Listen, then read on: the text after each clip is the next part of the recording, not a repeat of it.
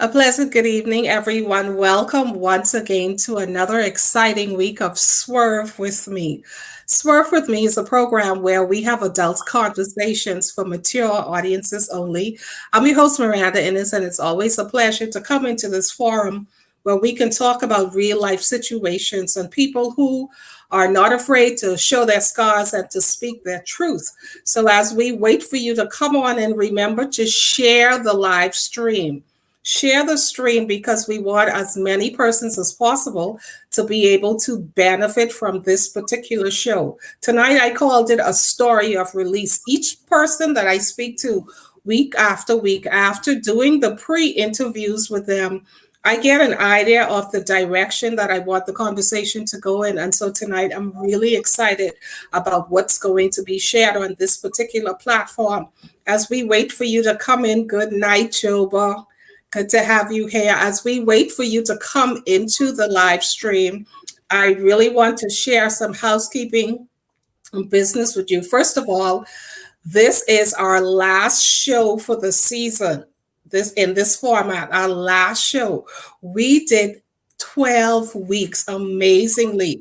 We have been able to tell 11 stories of overcomers, and I'm so proud of our efforts to date. And thank you to all of you who've made the referrals, all of you who have inboxed me week after week to share how much you've been blessed and encouraged by this platform that I've created in order for people to who you may never hear their stories before and may never hear them again in this format. And so I'm grateful that God would use us in this particular season to share those types of stories. And so this is our last show in this format for 2020. However, next week, the big event, December 20th, Embracing the Power of Now. I am overwhelmed by the response that I've gotten to this particular program. And I will be speaking on the topic, Embracing the Power of Now. I do believe that God has given me something that will be able to push many of you into 2021 with an urgency on your life to get going and get moving with the things that He has called you to do. So you don't want to miss that. In addition to my speaking, though, I'm particularly proud of the 12 women who will be gracing the platform with me. These are all women that have been through my coaching program this year, and that's just some of them. But I'm so happy that these 12 have stepped up to the plate. As a matter of fact, some of them will be speaking live for the very first time and just crushing fairs and going forth. And so you can't afford to miss it. It'll be next Sunday right here. And instead of me doing an interview, we will be talking to you. Of course, we have some amazing musical guests coming on. We'll have spoken word. And it's just going to be a wonderful evening to wrap up this year. And for me personally, to give God thanks for such an incredible and amazing year and all the things that we've been able to do with Swerve in this particular format. So as you come in, continue to share the program. Good evening, Vanessa Colby. Good evening, Loretta Roberts. Good evening, Dolly Pratt. Denise Fox. Good evening to all of you. Keep on coming in. Make sure and share the stream. Let them know we're about to get into a story from a woman who has really been through and overcome. She has such an incredible story, and you could never tell by looking at her. Good evening to Lisa. It's good to have you here. Y'all keep on coming in. And so I want to introduce to you my guest tonight, Janice Johnson. She is a pastor chaplain, and she'll talk a little bit about what that entails. But I want to introduce you to this woman of God who is the creator and founder of the Girl Time Experience. She is based in Florida. She is a Bahamian by birth, and you'll hear a little bit more about that as we move forward in this program. But welcome to the program, Janice. It's so good to have you here. Yes, thank you for having me, Miranda. It's a pleasure. Okay, thank you so much. It's good to be here. Good night, Kizzy. Okay, come on, keep on coming in. I wanted to get through that housekeeping business. And also, as I'm waiting for some more people to come, let me also share with you that those of you coming in, you got to join me next week. On January 7th begins our first group coaching session for Swerve. So those of you who want to be a part of the first session for 2021, reach out to me.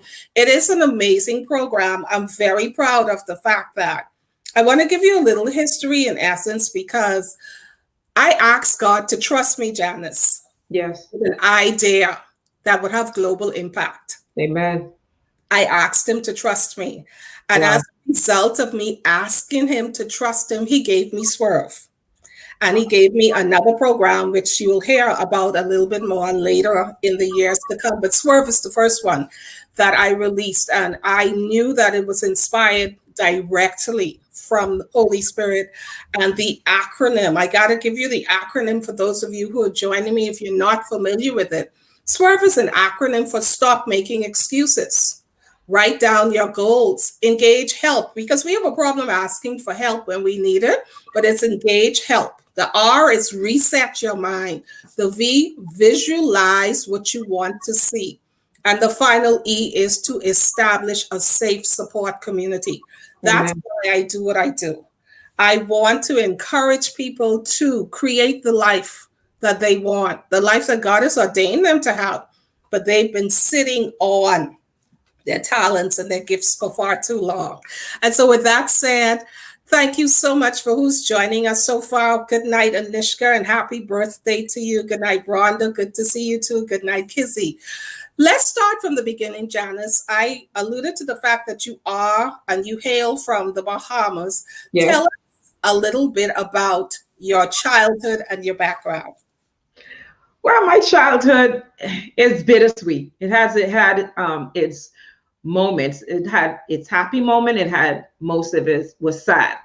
And you would know a little bit more when you hear my story. And there, some people have heard my story because of my very own ministry called Girl Time Experience.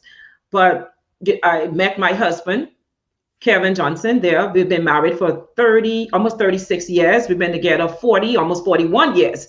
So with that, we had three children. We had two boys, one girl, and we now have five grandchildren.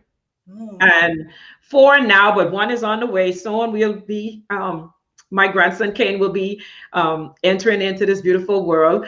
But yeah, like I said, we've been married for like 36 years. And after so many years of being in the Bahamas, God, I prayed, just like you say, you asked God, but I prayed to God. I say, open me up a door to come to the United States. And so when God did that, I mean, it was less than like a month or so. And then somebody came to me and said to me that it was a very good friend of mine, Ivy Williams, Yvonne Williams, you probably know her, remember her from St. John's. And when she came to me, she told me she was moving. And I was like, God, this is my avenue right here. You created a way for me to go. And because of me coming here, my ministry was born. I believe that if I had stayed and remained in the Bahamas, I would have kept my mouth closed. But God had to remove me from out of where I was in order to use me in this new environment, because I wouldn't have said anything, because being a Bahamian, we are so immune to keeping our mouth closed in certain areas. So let's roll it back, because you said so much in one sweep. Let's roll it back to being home and what your life was like in the Bahamas. Born and raised in Nassau? Is Freeport. Born in Freeport. Born in Nassau, raised in Freeport. Raised in Freeport, and very early in your life you began to experience some trauma. Yes. Tell us how early the trauma began. From my knowledge, I knew I was old enough. So I was thinking in my age, I always thought, I believe that it was like around 7 or 8 years old when this trauma took place. Mm-hmm. Yeah. So what exactly happened in your life? I was raped. You were raped. I was raped. By the first person that raped me was my mom's neighbor. I was raped by 5 of my uncles, my mom's neighbor, and a man at the YMCA. Okay, that's you just rolled out with all of that one time. So let's take some time to really unpack that. Your first memory of being raped, as you say. How old were you? Like I said, I was between 7 and 8 years old. 7 and 8 years old. And do you recall what happened? I didn't recall anything what happened until 2000, and I think 2010, when God was instructing me to go and share my story, because at that time, about a few years ago, it started to take over my life. It was like what I buried started surfacing. So it started messing with my head, messing with my mind, messing with my marriage, messing in my home. So I felt as though I wasn't me, and when the Lord instructed me to go to my pastor, that's when life began to change, because he had spoken to me and told me to go and share my story with my pastor, because I had never ever told anybody, Miranda, my story. My mom, my husband, my children, my aunt, uncle, nobody knew, but those who did what they did knew. And I was about 47, 48 years old when I actually came forth and said what actually happened to me. And that's when I shared it with my pastor's wife, Pastor Carol.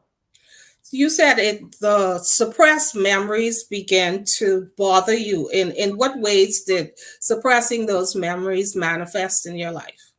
It started coming back because I buried it. And when you bury things, you forget about it. You leave it alone, you turn your back to it. And that's what I did. I closed my heart, my mind to that which had happened, buried it so that I can actually move forward and live. And so when you say it start coming back, so you would begin to actually have scenes like visual pictures in your mind of these different things that happened? Oh yeah. What happened was, when God, like I said, when God started telling me what I did, what I forget to tell you is that when he told me, I did not want to go, and I did not want to share my story, because I did not want anyone in my business, because that's what I thought was my business. I kept it to myself. I didn't want anybody else to know, so I did not want to tell her. And because I did not move when God said move, I was operating in the spirit of disobedience. It's like God just unraveled everything that took place. And the very first time it happened, God showed it to me. God showed it to me. And I couldn't, like, one night I jumped up out of my bed because I began to see it and actually feel it. And I jumped up out of my bed, and my husband was like, what's the matter? And because he didn't know, I didn't tell him. I was just saying, no, and there's nothing wrong with me. There's nothing, I'm okay. But that's what happened. Mm-hmm. How long did it take for you when you began to have visions of what had happened in the past? How long did it take for you to finally say to your husband, honey, I need to tell you something? That was, I think it was 2010 when I think when I told my 2010, 11, when I told my pastor. And right then, after sharing my story with her, she told me that I had to tell my husband. But it wasn't until 2013 that I shared it with my husband. How did you walk around? What was that like? I mean, It was one scary. It walking was. around every day and not looking, seeing your husband and not saying anything to him. How did you manage to keep it all together? All I can say, it was the grace of God. It was the grace of God that kept my mind, because um, I had suicidal thought, which I made many attempts to commit suicide. And one time I actually did it. I took some pills. I was pregnant, took some pills, and I almost died. But it just destroyed my mind. It destroyed my heart. It destroyed my soul. I couldn't think. I couldn't function. I believe I truly was operating on the power and the anointing of God, in order to get up out of my bed and to function as a wife and function as a mother. So I want to take you back to that conversation with your husband. because that obviously was a very significant conversation after speaking with your pastor, and then the years that followed. Take us back to that day or Oh night my God.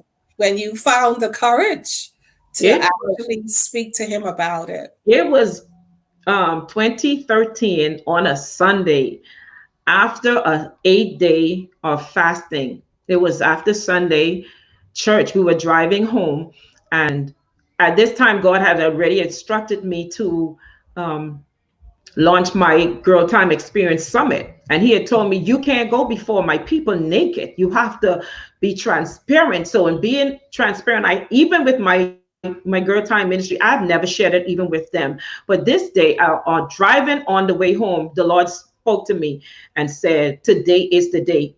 This was the last Sunday of our 8 day of refreshing fast with the Faith Center with my pastor, Bishop Henry Fernandez. And when the Lord said that to me, I'm in the car and I'm speaking to the Lord. And Kevin, he's driving. He has no clue what was going on, the war that was going on right beside him. So the devil's saying, don't tell nobody, don't tell your husband, because if you do, he would never trust you. He'd never believe in you. Now he's playing with things that I had issues with, which was trust. So he played with my mind with trust, don't say anything. So we made it all the way home. And my husband and I, anybody knows our family and knows me and my husband, we stay up late. We have pillow talk. We stay up till sometime 11, 12 o'clock. Came home, cooked dinner, we ate. And about 8 o'clock, my husband is saying he's going to bed. And I know that had to be the act of the devil, because we don't go to bed 8 o'clock. That's children's time. Our time is late. So the Lord nudged me again. My husband got up out the den, went upstairs, and jumped in the bed. Miranda, when I came upstairs, when the Lord said, go now, when he said, go now, it was like, when you get tired of talking to your children and you say, if you don't move, girl, what I would. And I jumped up. Do you believe when I came upstairs, my husband was sleeping? Wow. Sleeping. So that was the plan of the enemy. So I nudged him. I jumped in the bed. I tapped him and I said, baby, I have something to tell you. So he's like, what's up, Janice? What's up? And I'm like, I'm sleepy. And I was like, I really, really have to tell you something. So he sat up and I told you, I said, this is something I've never shared. This is something that happened to me. I've never, ever told anyone, but I know now is the time. The Lord is telling me that it's time to tell you what's going on with me. And I did. I shared just what I just told you about what happened to me. And my husband sat down and he looked at me and he was like, baby, why didn't you come to me?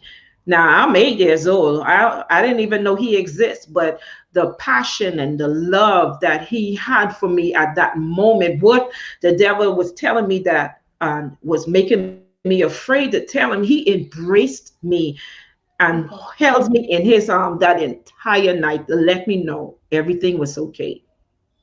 That's beautiful. And after you, what was different about your life after you finally came to that place where you were able to share it with the one person on earth who I suppose was closest to you? What was different about your life and For me, ministry? I felt relief. I felt relief that he didn't look down on me, because when you tell some men things that you kept from them for a long time, they're like, well, what else are you keeping from me? He did not hold that against me. Really, he was angry with those who did what they did to me, because husbands, they have one thing on their mind if they get their hands on them, because now I'm his wife. He hates the fact that this had happened to me. But my life, I believe that by me coming forward, it made my marriage even stronger, because now I believe that I can trust him with this. The very thing that I was afraid of, I can now trust my husband with this. When I thought that he was going to frown on me, turn his back on me, look at me differently, he embraced me and held me and let me know that everything is going to be all right. And so after he did that, did the Girl Time Experience Ministry come after that, or did you launch it before? I launched it after. Like I said, God told me I had to come forth. So then, therefore, after I told him in January 13, um, March of 2013 is when I had to tell my mom, who was passed away about 3, 4 months ago. She passed away. I had to tell her that this had happened because she never knew. That I had to tell my children, my sons and my daughter that this had happened to me because nobody knew. And how did your mother respond? Because you were a child at that time and living with her, no doubt. How did she respond Yeah, to that? oh, she was devastated. She was extremely devastated. She cried. Oh my God, she cried because she didn't know that I suffered with all of this by myself for so many years. So How it really hurt my mom. It truly did. in starting the ministry Girl Time experience, what were some of the things that you emphasized in that ministry in order to reach the people that you serve? Tell us a little bit about that. Well, girl time is really formulated around those that are hurting and bleeding, and we as a group, a community, a tribe, if you may, we believe in tapping into the hurting, getting to the root of what's actually going on. Because sometimes we go from the middle to the top, but we don't tap into where this come from, where this stem from. So we deal with the root of a thing so that when we pull it up, it has nothing else to grow. That when you're healed, you can slowly move forward and tap into the gift and the talents that God has already planted with you, that would not hinder you from going forth. Because when we go through things, we allow the things that we go through to hinder us from even moving into the purpose and destiny that God had predestined for us. But if we tap into the very thing that is hindering us and he be healed by it, identify what it is, come to grips that with what this thing is, then we are able to move forward into a healing process. Some people are healed, bam, just like that. Some people go through a process of healing. So whatever it takes for you to get where you need to be, to walk into the gift and the talents and the dreams and admiration that's already in place within you, we're going to help push you there. We believe in pushing you into your purpose and into your destiny, identifying what it is that was your hindering process. I want to take you back again to as you kept that secret for what over 30 years. 40 something, yeah, 47, 48. I was 47, 48 years old. Yeah. But it happened when you were around 7 or 8. Now, what I Yeah. wanted to really go back to was, did all of this happen in this within what period of time between the time you were 7 and 8 and then it stopped, or was it at different intervals in your I life? It was different intervals of my life. So I would say from 7, 8, I think 13. I think at the age of 13, because I remember my 14 years and nothing really was happening around that time. But Okay. from 7 to 8 until I was about 13 years old.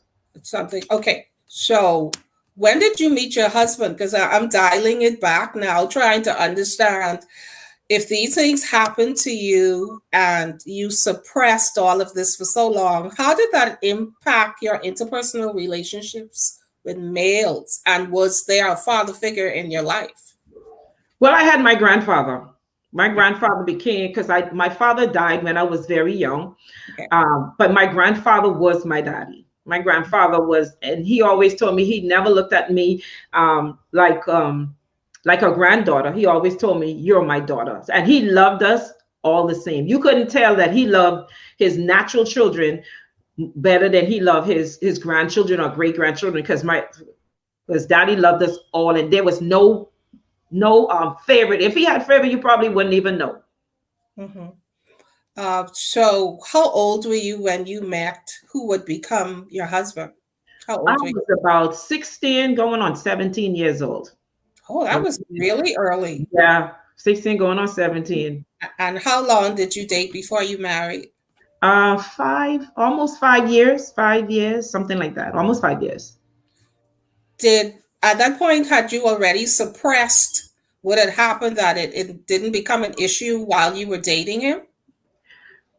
Well, it was an issue for me, but not for him because he had no clue.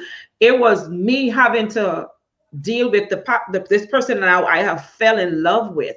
And now I have to learn to trust him. How much I trust him, I honestly couldn't even tell you because I wrapped myself around the fact that I loved him, and that's something I yearned for. I yearned for love in which he gave it. So whatever else I was experiencing, his love for me covered all of that. Hmm. And you were able to navigate. And how many kids do you have? We have three.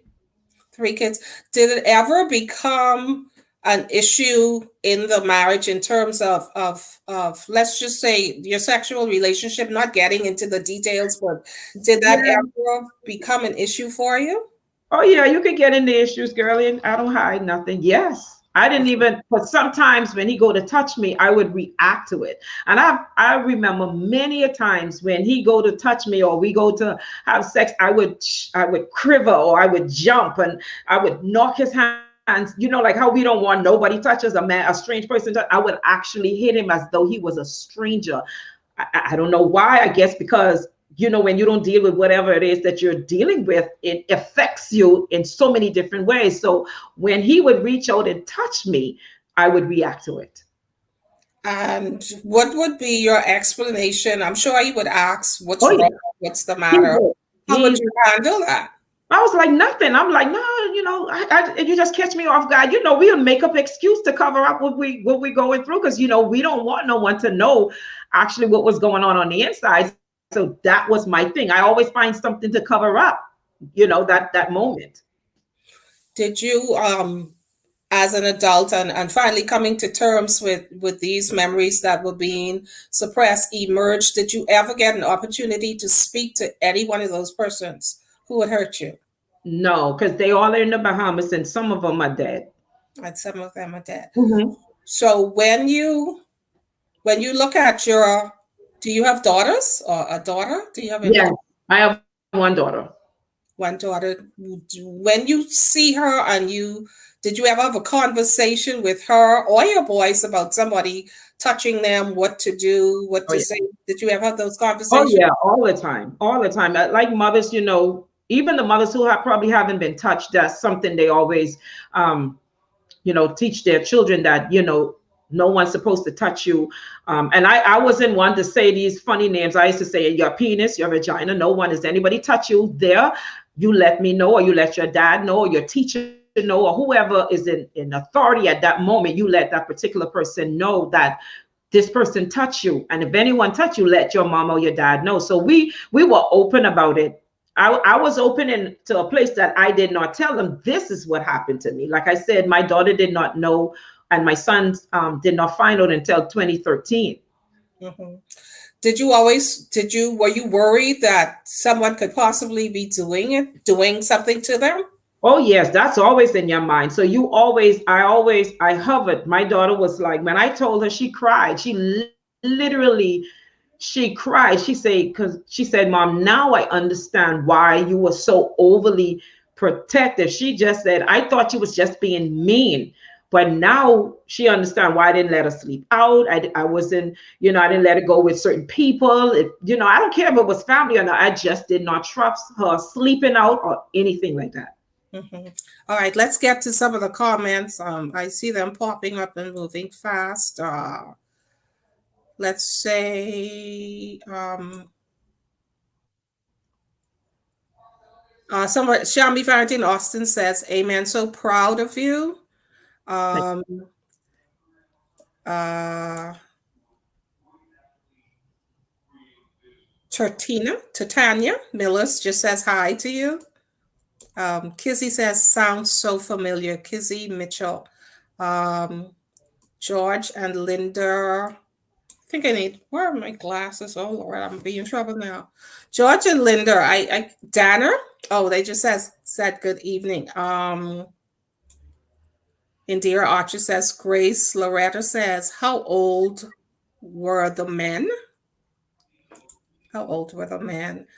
Do you want to answer that?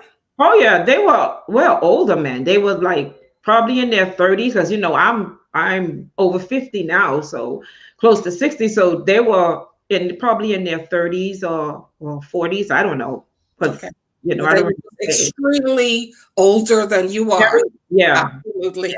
Okay, Velma Robinson says that is a good, mature man. Referring to Kevin, your husband, of course. thank you so much. Kizzy says, thank you for sharing this. Thank you for sharing Well, it. Pauline McAlpin says, awesome and powerful story. thank you. Good evening, Della Reese. Good evening, Glenda May. Who else is here? Kizzy says, trauma will cause hidden trauma to manifest. Yes, Cause it to manifest. yes. Um, where's my glasses? Okay, George and Linda, I think his Dama says, would what would you say to a young woman that went to deal with what happened?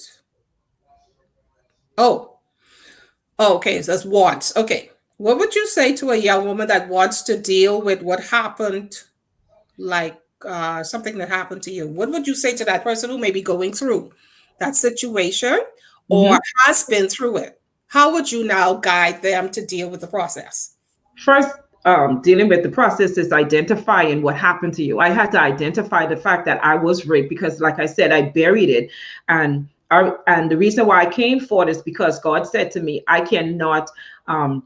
What he said, whatever I buried still had a heartbeat. So even though we might shove it aside, even though we might bury it, we have to dig it up and face these things. And when you face this and come to grip and confront these things that, hey, this happened to me. Now the process, when you admit that this happened to you, then the process begins, because now you're identifying that this thing has happened. Find you someone that you can share with, or talk to, or find you someone that a pastor that can counsel you through it, and someone who can pray you through it. Find someone that you can trust, and that's the beginning of healing. Because now when you recognize it, now that's the first step of healing. So when you identify and confront this thing, because when we bury it and we push it behind us because we don't want to acknowledge that this happened, but it did. And I had to come to grip, this did happen to you. No matter how much you and how deep you dig it, it's still there. Mhm. Okay, found my glasses. Good stuff. All right. Kalina says, I have been overprotective of my children after being touched multiple times by multiple people as a kid. And Giselle says, did you blame anyone, example, your mom, for not noticing that something happened to you? Oh yes, I blamed her to the fact that I hated her. I hated her with a passion. And recently, about 15 years ago, is like I said, we found our way back after we started. After I moved here, things began to change, because that's one of the reasons why I moved over here too, because of the trauma experienced in the Bahamas. And I held her accountable. I told her I felt like you was at fault because you didn't protect me. You gave me to these people. That's what I used to tell her. You, it's your fault, because when they came and asked me, because I love to clean. Us in the Bahamas, our mom or our dad, whoever we grew up with, they used to beat you to make sure you clean and did everything right. I got so tired of getting beaten. I made sure when I cleaned, the house was clean, perfect for my mom. So my uncles, a few of them, one of them, I should know, two of them would say they wanted me to come and clean, and she would just say go. But you know how we are as mothers, we're not going to send our daughter without sending 4 or 5 different kids or cousins to go with along with them. I went alone, so it was easy for them to do what they did. They So, would make sure I clean, but after I cleaned the house, that's when they took advantage of me. so you were actually prey.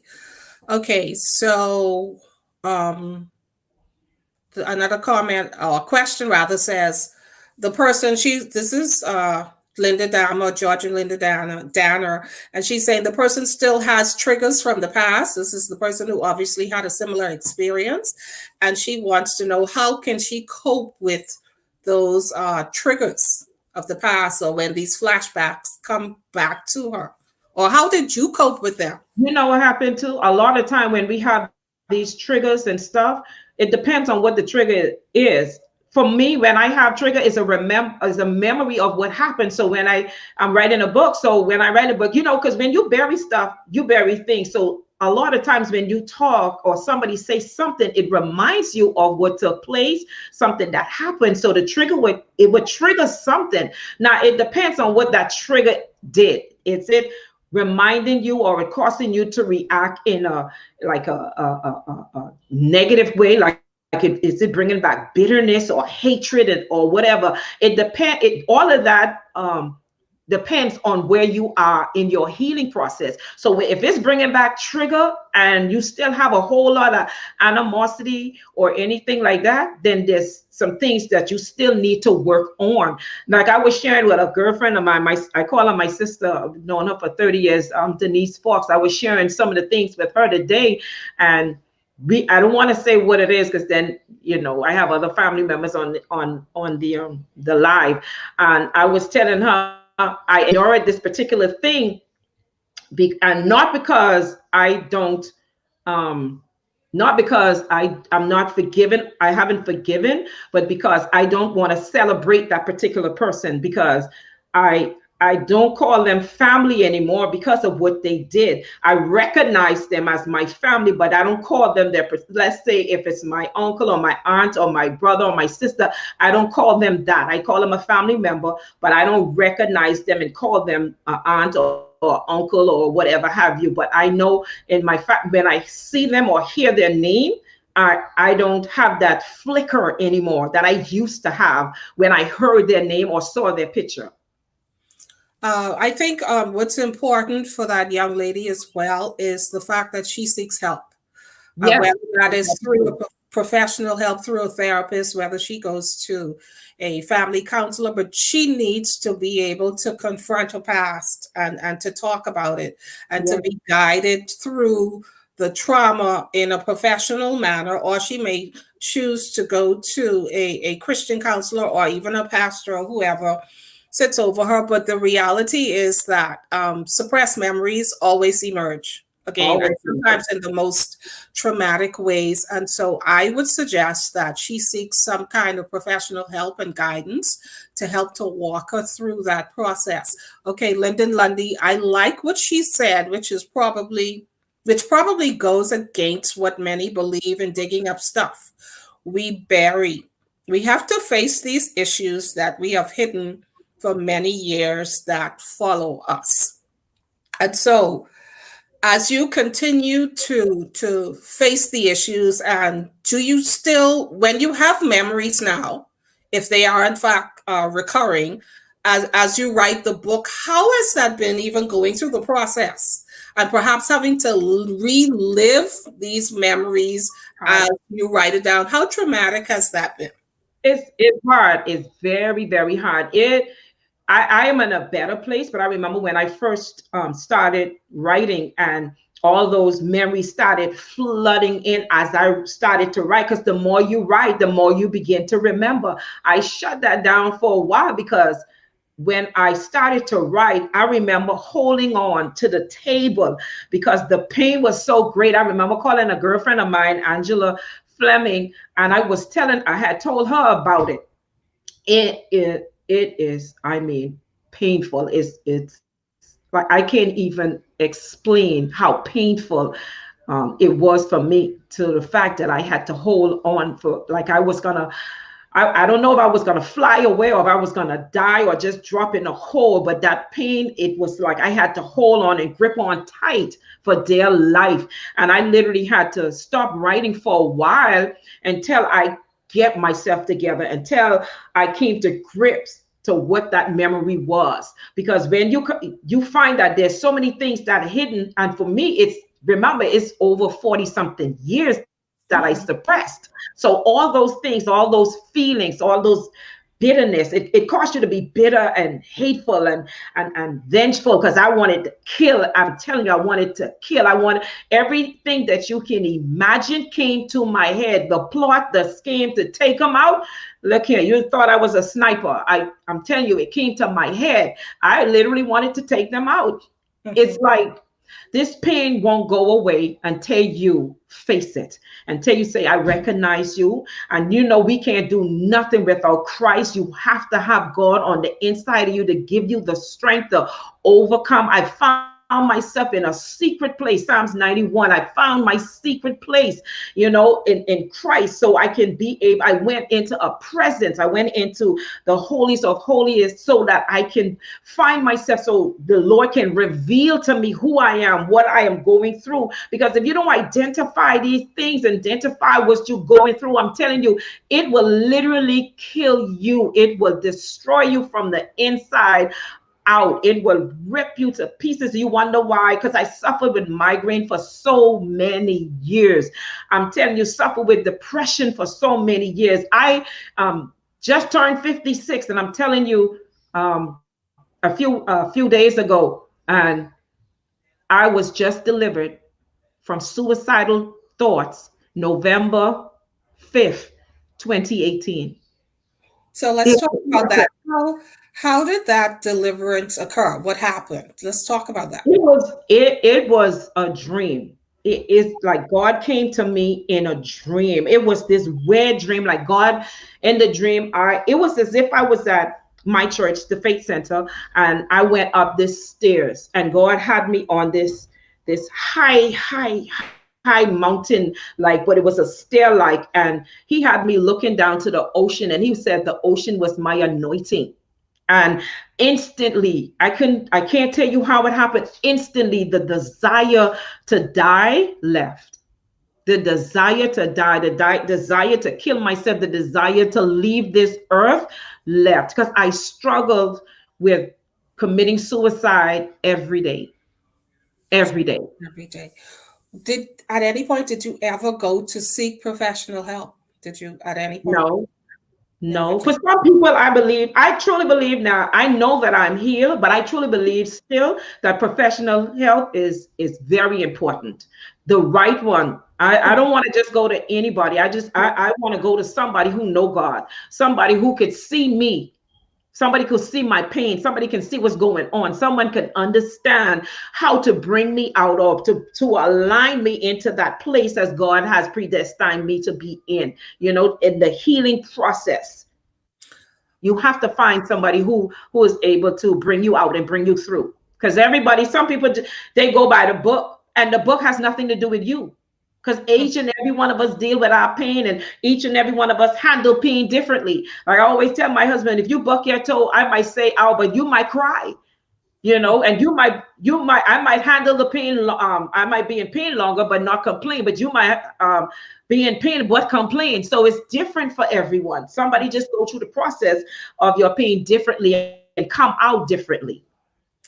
Have you forgiven your offenders? Oh yeah, I have. Like I said, that's what I was talking to my girlfriend Denise about earlier today. Yeah, I feel wholeheartedly that um, forgiven. The only thing I say, I regret not saying something earlier. I regret not opening up my mouth earlier, because if I feel like if I had said something, the person wouldn't be doing this to someone else, because Mhm. it happened.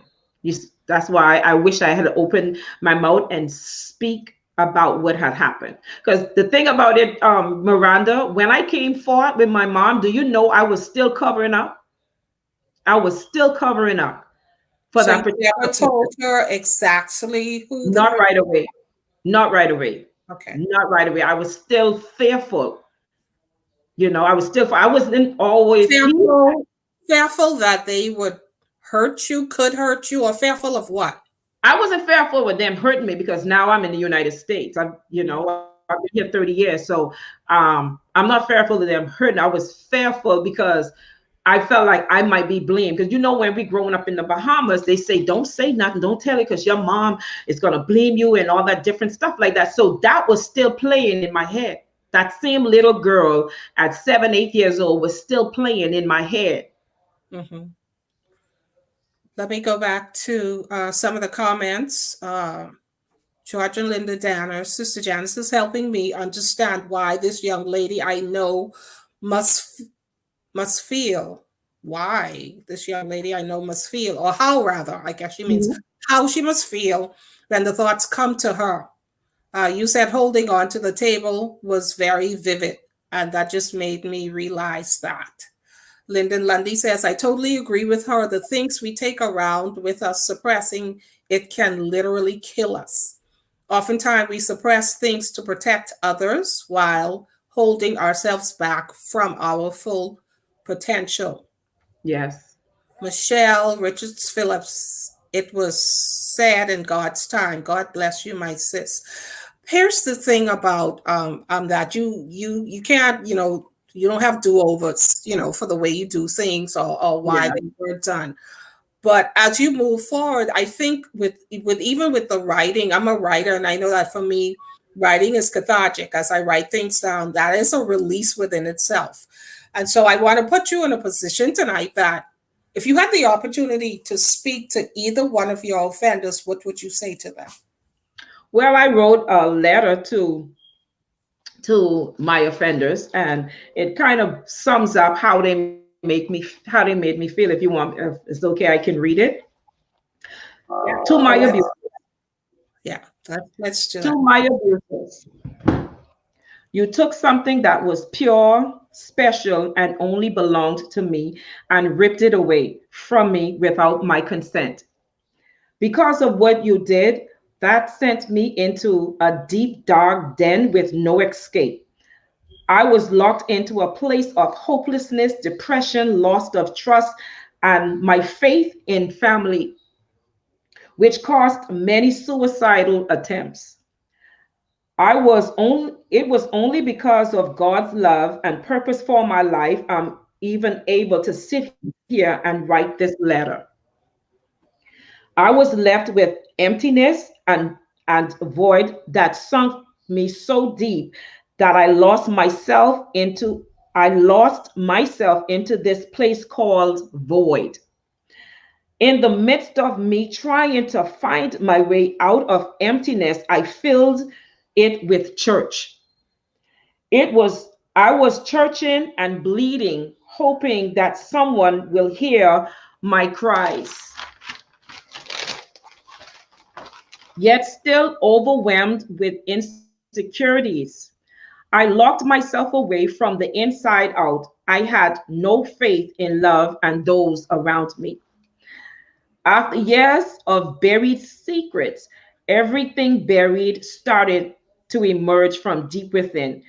The cover up was unveiled. I had to face the hatred, the bitterness, the unforgiveness, anger, discouragement, and every other thing that associated itself with it. I had to face it. Every bitter moment came from you and what you did to me. I'm now in a good place, a place of love, healing, and forgiveness. I forgive you, but I forgave you. Forgiveness is not for you, but it is for me. Janice Renee Roll Johnson, forgive you, and I love you. Ends my letter to them. Beautiful. You did it. You Yeah. did it.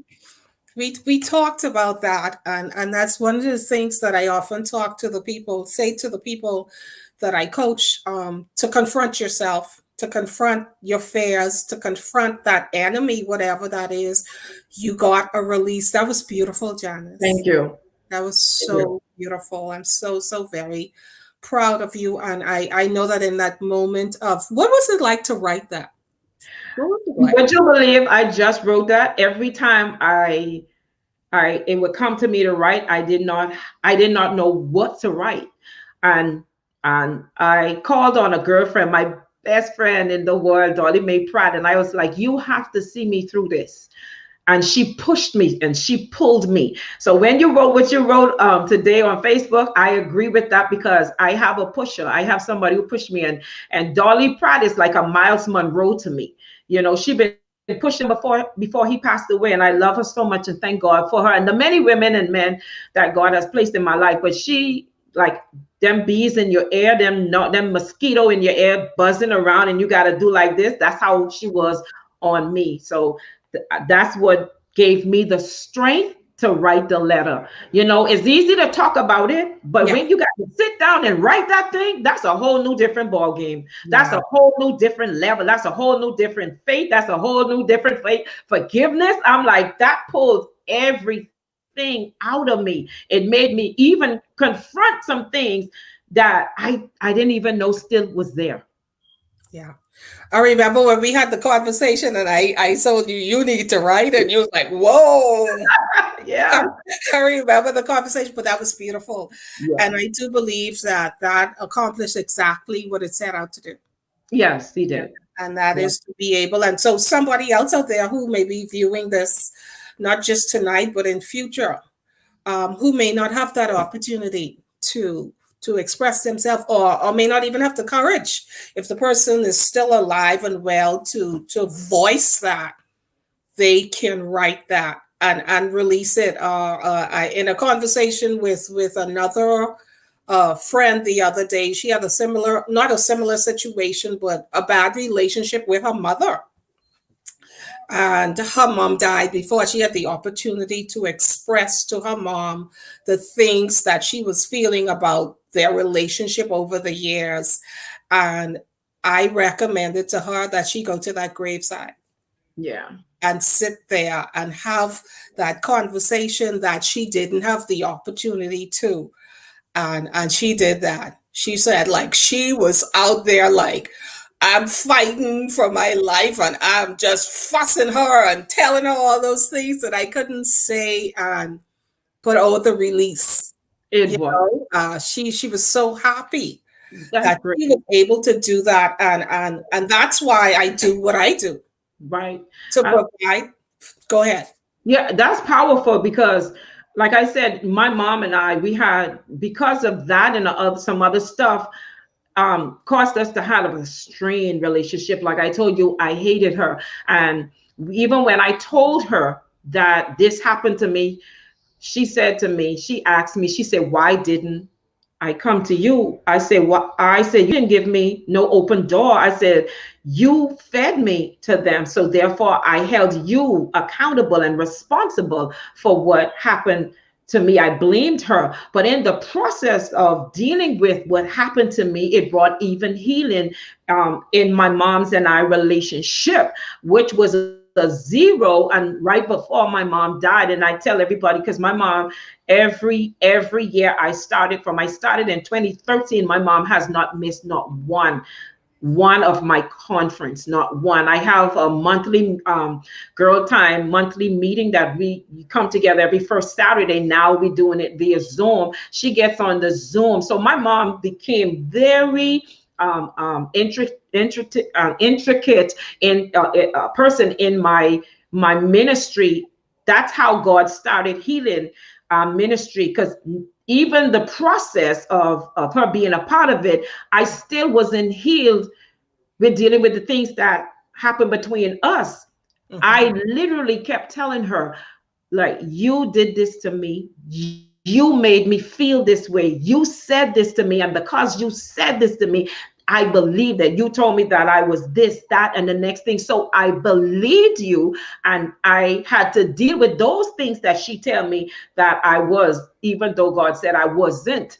But and you know, when your mom tell you something as a child, you tend to believe it. That seed is planted. So those seed actually had to be uprooted as well. And it was our process of crying and telling one another off and hanging up on one another, not talking for months, and I can't stand, you don't come around me and you don't come around me. You know, I'm good with that. I'm good. I got my family. It is what it is. But I couldn't live without my mom. I still yearn for that woman. I still yearn for that love that I had for her, even though I was hurt, and I still had this deep love for my mom. And eventually God started chipping away. We started getting closer and closer and closer and closer until 5 a.m. calls became a habit of hers, calling me five. What you doing? I'm like, what do you think I'm doing at 5 a.m. in the morning?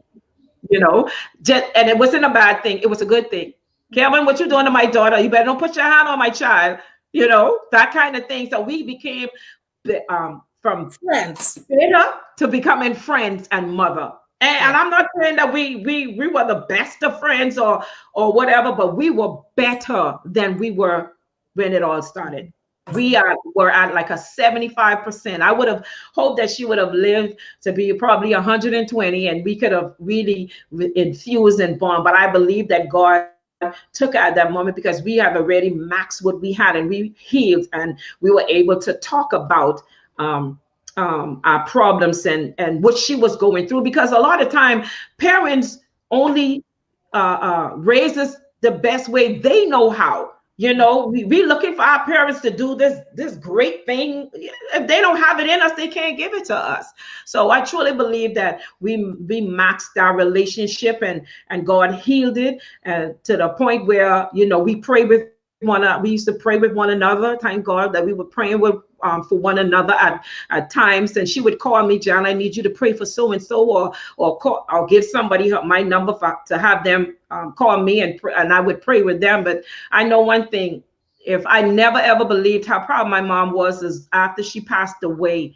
Even though I knew she was proud of me, but I was overwhelmed with calls from her friends who told me, I might not know you, I never met you, but your mom talked about you so much and how proud she was. So that too brought a lot of relief for me. Because when my mom died, Miranda, I couldn't even go to the funeral, because that time they was talking about COVID, and we couldn't move. Me nor my brothers couldn't move from Nassau. I couldn't move from over here. And she have about 9 brothers and 3 sisters over here that could not even go to her funeral. So that was one of the most hardest thing for me, not to be there. So that was one of my struggles. But every now and then God will remind me of the love that my mom had for me, and the love that I developed for her. And that kind of eased me away. So when you are able to talk, and wherever you to release all of that stuff and let it go and let it out, you feel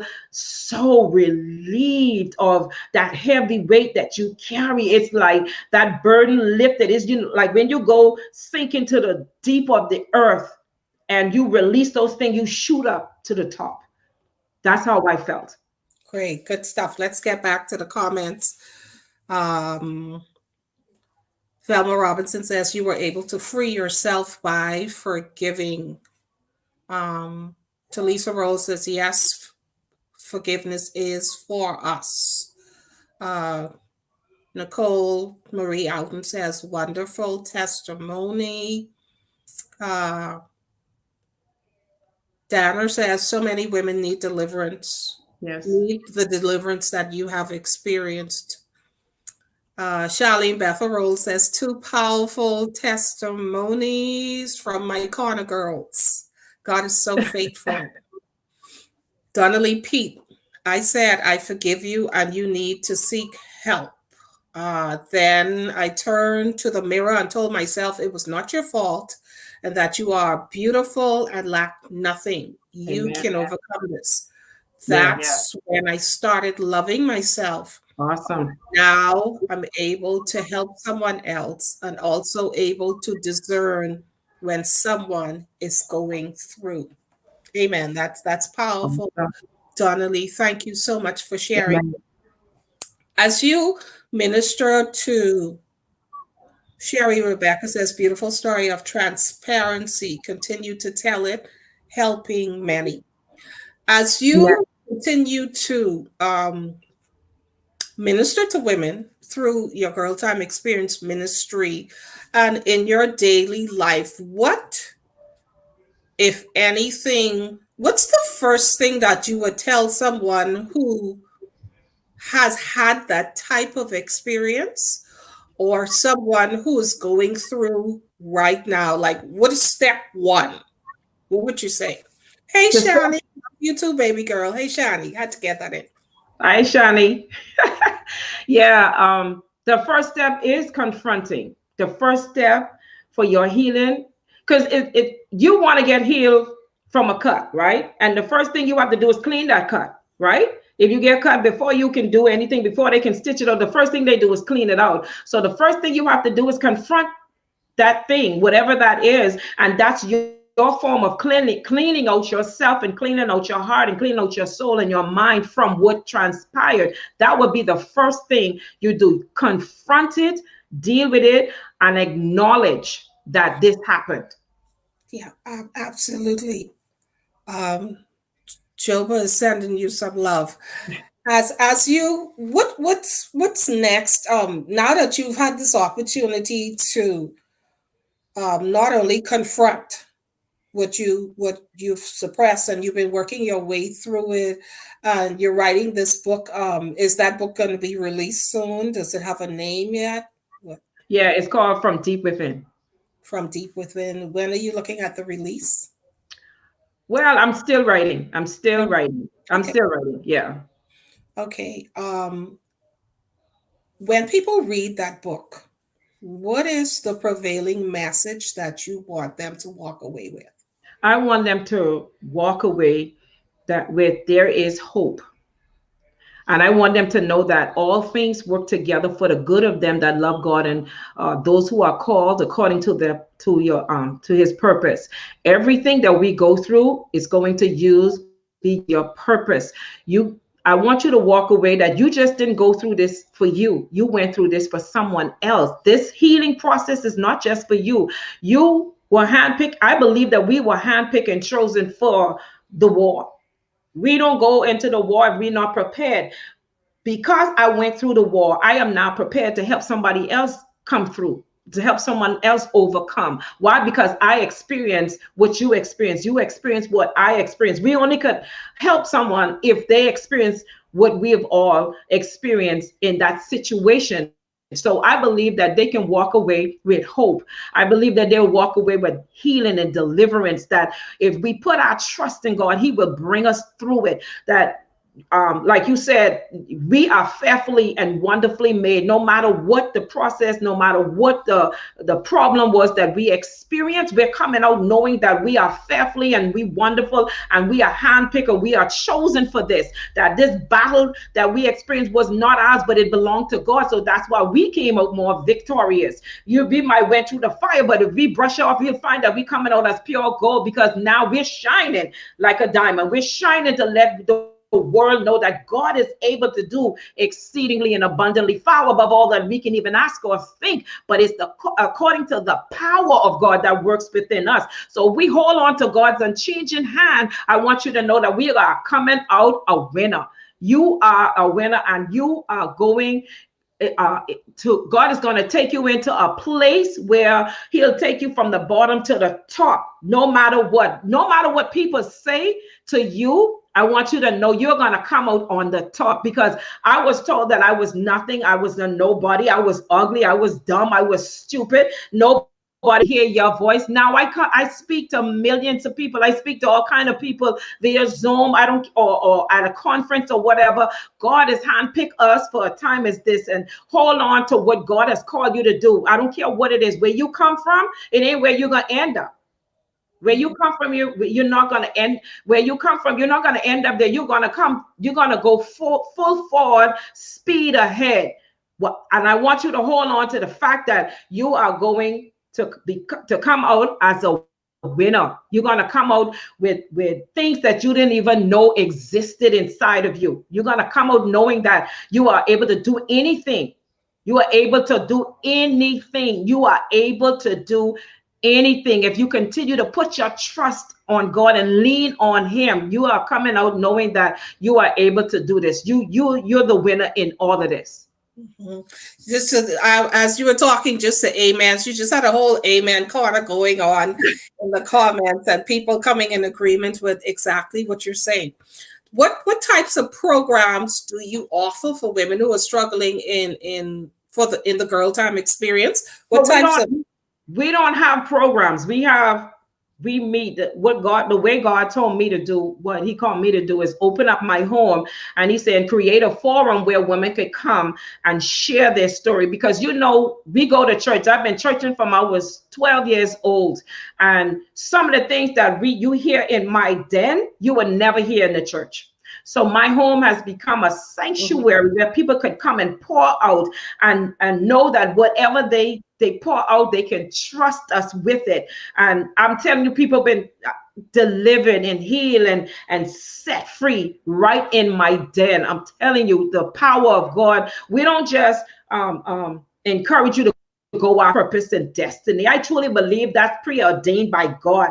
But in order for you to walk and to get there, you got to deal with this. And so whatever your this is, you have to confront that and deal it. So we help you deal and find where this thing stem from in order for healing to come forth and healing to manifest itself so that you can move towards purpose and destiny. Because we can say we walk in on and purpose and destiny. Like I said, I was churching, but yet I was bleeding, I was hurting. So I joined the choir, I joined the praise team, I joined the pastor's aid board. The last church that I was in, I count 13 auxiliary that I was a part of, because I drowned myself inside church to cover up all the pain. I didn't give myself room to think, and then I have to deal with my children and husband. So now I was filled with everything else other than what I was dealing with. So I didn't have time to think about that, you know. And so as you move ahead now, what's next for Janice, the ministry? What are you doing next? What's coming up? Well, next year, I'm gonna be I'm not really doing anything next year. The Lord told me to take the year off. So what I'm gonna be doing is focusing on my book. Mhm. I don't know. I'm not doing anything. God had pulled me back from that for 2021, but I'm going to be focusing on my book. And I do have a talk show. It's called What You Say Conversation with Janice Johnson, and that is every third Saturday of the month. And we will be resuming next month on the 23rd of next month. So those are the two things that the Lord have me focusing on. Because sometimes we can get so carried away and doing everything and not doing the things that God wants you to do. So he pulled me away from that and wanted me more to focus on writing my book. It's about time that I launched this book. That you launched the book. Yeah. And once you launch the book and people how and people are able to connect from that aspect from the book, what's next? I'm that person who's always looking for the next Mhm. and what's happening. So once the book is written and the message is out that there's hope, because you said that's the whole purpose of reading the book, how can these people connect with you to go to their next level? Oh, you mean after I write the book? Yeah. How can they connect? What's going to happen? um I'm not sure what I'm going to be doing that next. I'm not even going to sit here and lie and tell you that I have that next plan. Mhm. I'm just flowing right now because, like I said, I've been churching from I was 12 years old, and I was doing a whole lot of everything other than some of the things that God had called me to do. Now I'm at a place where God has me. It's trying for me to deal with me and to work on me and to do the things that He wants me to accomplish, so that next I would be well qualified for that next in my life. Sure, sure. So you mentioned that you have a talk show that comes out once a month. What you saying?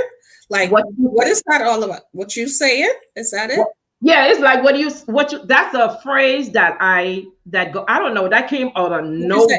People And say that in the Bahamas all the time. What you saying? But I want that's to know, like, what's the subject matter? Well, we talk What about what's trending, what's going on right now. Like we did something when COVID came out. Is that when we actually launched? We did a talk show about COVID. We had some the teachers dealing with the children dealing with COVID, and we have our next topic is where do we go from here? When I have two pastors to come on and tell us what God is saying to them about where we go from here. You see, the whole world has shut down and came at a standstill, and now they have to regroup. Some people lost their job, they lost their home, people lost their family, their loved ones months. And so now, where do we go from here? What is God saying about our next? About where do we go from here? So that would be our next topic. We talk about real things, things that's happening now, things that you're going through, the core things.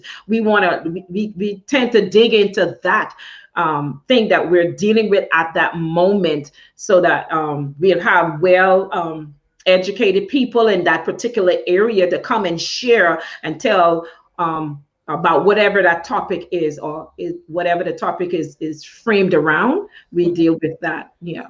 And so, if somebody wants to connect with you tonight, um, how can they reach you? Where can they find you? Janice Johnson, Facebook. I'm also on Twitter, and I'm also on Instagram.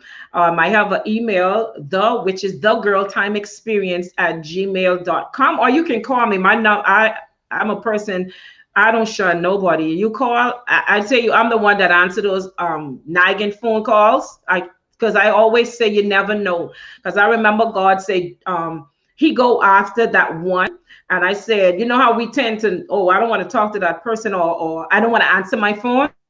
I'm that person that answers my phone, whether it's those nagging calls. I wouldn't know who it is until I answer the phone, because I don't want to miss the person that God assigned me to just because.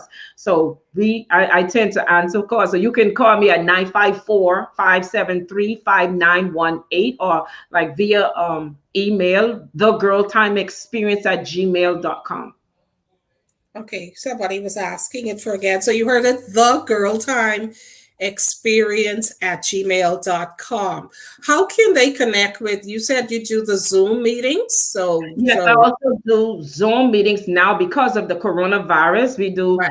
Zoom, but I always put it out on Facebook. Post it, so they follow you on Facebook. They follow me to know when our next meeting will be taking place. So we do Zoom Facebook Live. Okay, so you have a lot of family members on here, so that's an awesome sign. Hi, family. Thank you. Following you. Let's see what else. Let's see what else here. Okay, hey Delano, good to have you stop by tonight. He says, thank you. Just wanted someone to listen, I guess, referring to something you had said. And he said, we need more heirs. He has an amazing story. He'll be one of my guests coming up in the new year. Okay. Let's see what else. Yeah, just a whole lot of family. Let's see. Tertania Miller. Yes. Papa George. Auntie May always supporting. That's Papa George. Okay, yeah. All right. Heather, very good. My sister, Paulette. Baby. Janice, Paulette. Charlene, good. Yeah. That's my friend. Those were my rock. Those girls were my rock. They were my rock. I'm telling you, and they still are. They still are. Especially Charlene and Heather, my babies. I love y'all, and all of Titania. I love you. That's my baby. You know, let me tell you this story. I know it's gonna wear off. That same young lady, Titania. When I met Kevin, I was trying to see what kind of man he was. So I lied to him and told him that Titania was like about 4 or 5 months, and for months he thought Titania was my daughter. So he would bring her stuff and take care of Titania, bring her little things and stuff like that, because I wanted to see what kind of man he was. Like, would he accept my daughter? I just wanted to try him out. And finally I told him that this is just I call her my daughter. I still call her my daughter. I told her that this is my cousin.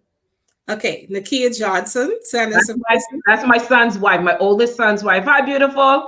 Okay, good stuff. But you know what? It's a testament to your life and who you are when family. Because see, anybody can follow you, but your family really knows you.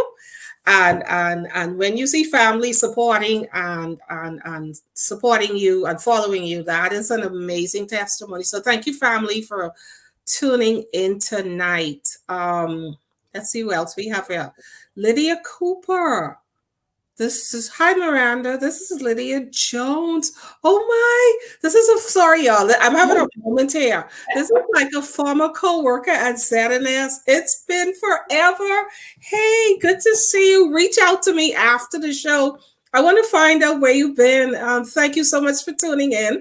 Jermaine Major. Okay. Excellent, Ines. Continue the great work. All right. Thank you, guys. Joy Minis. Oh yeah, my sister, Okay, my so good sister to in the see what Lord. God is doing in your life. Dolores Fraser says hello. Oh, hi, Dolores. Yeah, so good stuff. Tasha is here as well. That's what she said, Tasha. Okay, that's Tasha Johnson. That's my daughter. Okay, Hi, okay, great, beautiful. Claudia. Good stuff. So Yes. as we they're in the end to wrap up the show, we're almost at okay, good stuff. We're almost at the end of the show. You see how fast time goes? But want you to really, I want you to, even though you already had your preach moment with the Hi. amen order and everything, you couldn't help yourself, and that's just perfectly fine. I want you to. Oh, your husband says he's so proud of you.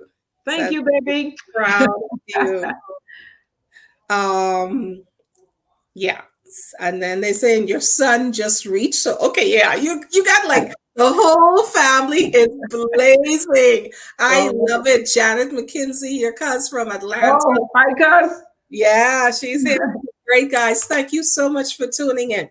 As we wrap up in the next 15 minutes or so, I like to call this round.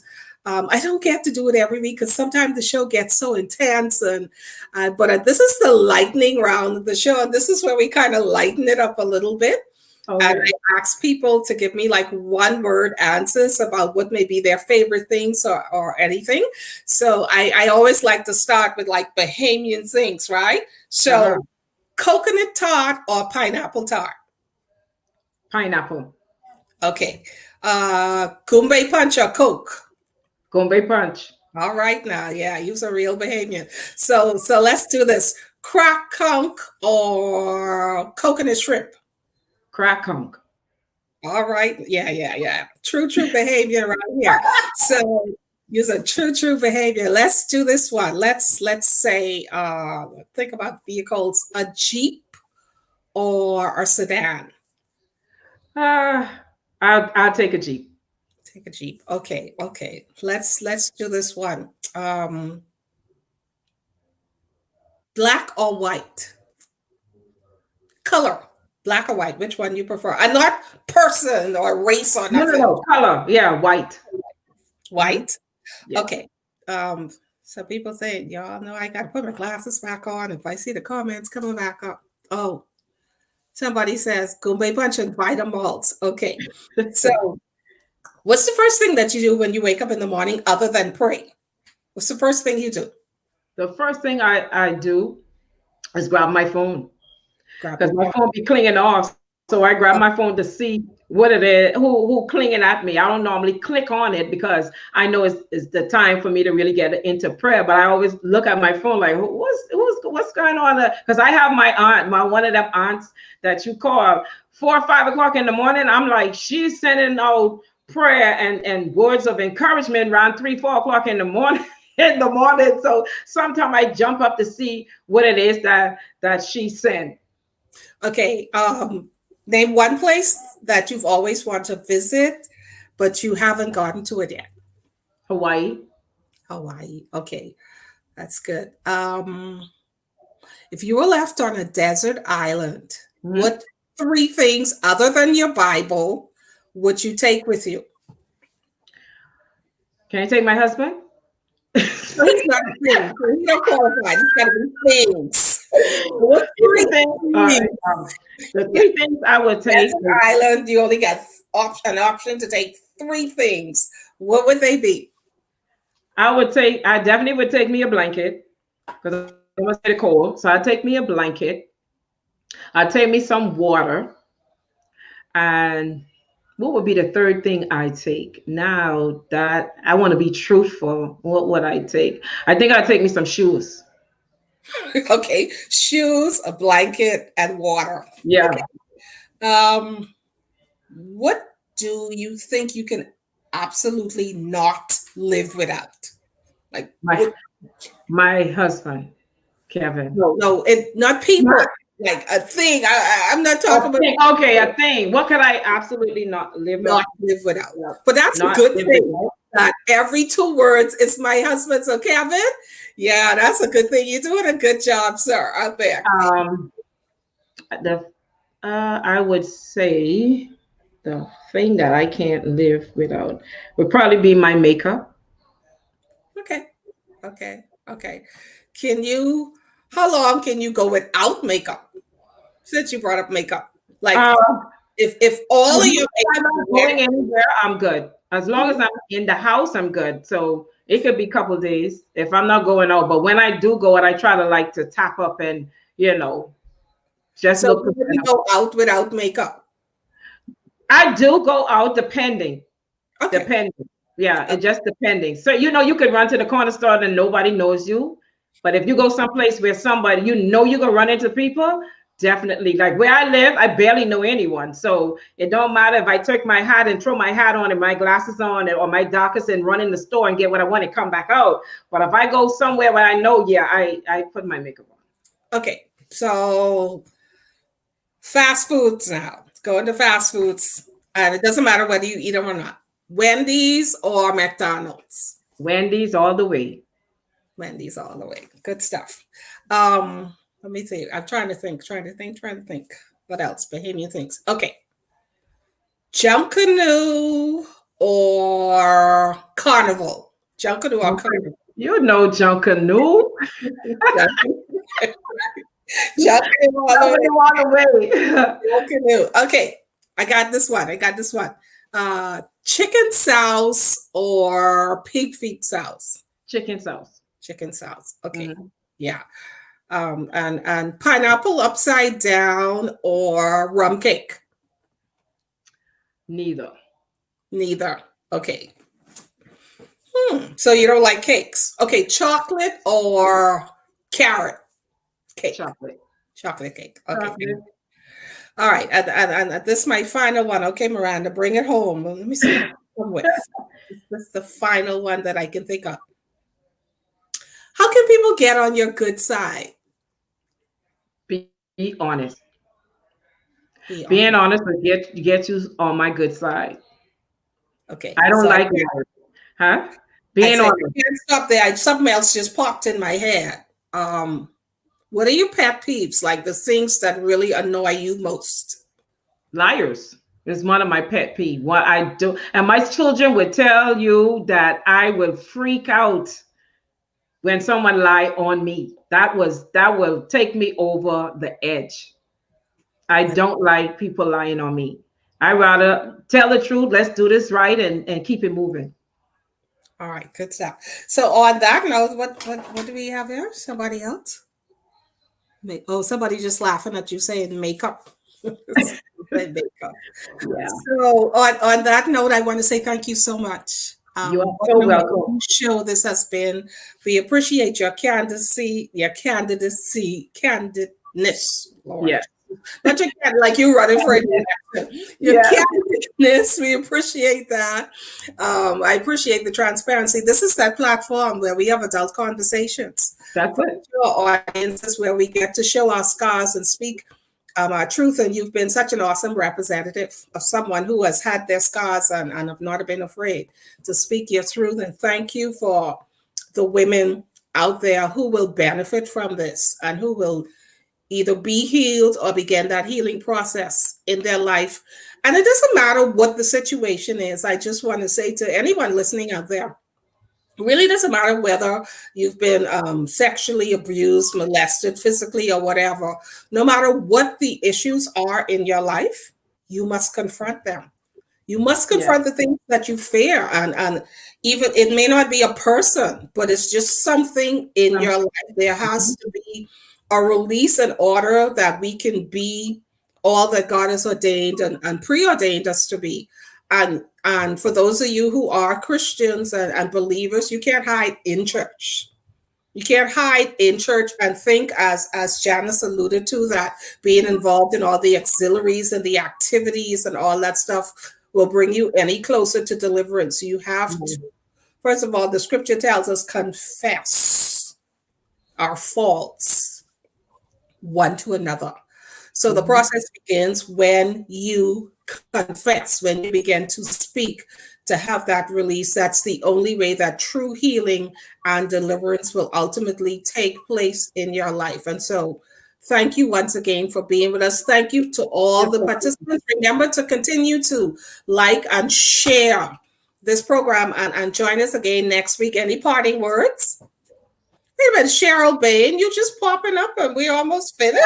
Sister Cheryl. You just popping up here. Okay, you have any parting words for us? That's my sis. I can, my parting word is to be encouraged and know that God is on your side. No matter what it is, no matter what you're going through, God is on your side. Okay, thank you so much. And with that, God is on your side. I want to say thank you so much once again. Oh Lord, so proud of my God sister, cousin, everybody.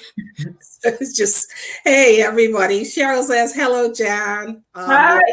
It's so much. Great job, ladies. Thank you all for tuning in this week and continue to join us, continue to follow. We have so many amazing shows coming up. I'm overwhelmed with the fact that God has trusted me with this platform to be able to present so many people who have an opportunity to really speak their truth in a way that's candid, in an environment that is not judgmental. And I'm grateful to God that He's used me for this season and brought me back to my first love, which is journalism, talk shows, broadcasting, all that stuff. So thank you for participating. Listen, guys, I need you to continue to send me the names, the referrals of people who you believe will be a good fit for this platform. Remember, this is Swerve with Me, a place where we have adult conversations for mature audiences only. This is the place where we are transparent.